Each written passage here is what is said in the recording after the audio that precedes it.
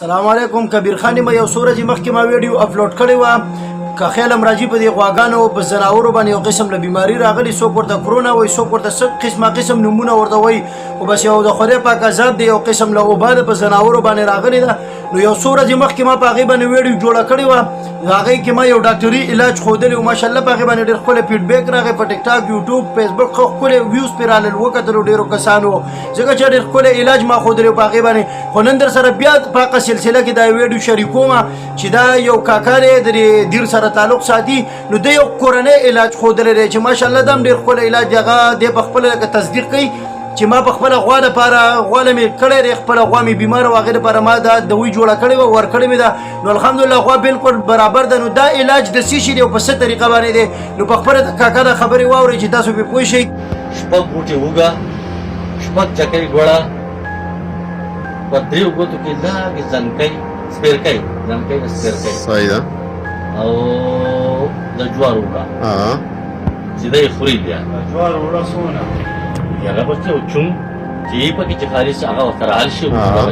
او دا وخوري انشاءالله تعالی چې ګناه کې پرې راختلی هم ټیک وي خوراک به کوي او راپاسي به نه نو دا به غواله څنګه ورکوي او په لوښي کې به د ما اچولې په خپله خوړلي داسې روغ روغ په لوښي کې وراچې هم خوري او کم چې کټکۍ په چوړ کوي هم خوري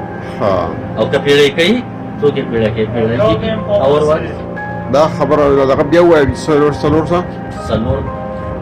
شپږ دغه ده پیاز شپږ غوټې پیاز بیا شپږ بوټې اوږه شپږ غوټې اوږه بیا شپږ چکۍ ګوړه شپږ چکۍ ګوړه او تقریبا د جوار یو چونګړه او یو چونګړه د جوار او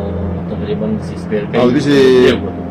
درې څلور ګوتو کې سپیرکۍ دا به ته لږې ور واچوي دا به ته ور واچوي دا به مکس کړي دا به مکس کړي که بیا خوري داسې ورته کېدي خوري نو ټیک ده که نه جوار به یې وړو کړي یو ټایم بیا خوري یو ټایم د نن ورکړي په هغه ټایم د سبا بیا ورکړي درې ورځې د ورکړي ټیک ټاک شپږ دغه درې دا غونډ شی دی درې پیرې ورکړي دا درې پیرې دا باړه دی ول تیار کړه درې پیرې ول درې ځله باړه ورکړي دا باړه دی ورکړي ان شاء الله دې سبي کوټی کی بالکل به ټیک زما غوا بالکل ټیک ده درې مورز د چلاندو دا ویل هم نه دي چې په ما بیماری ده او دا تازه ګرام اوسیدونکو دی تحصیل یا دینځای تازه ګرام زل دیر زبردست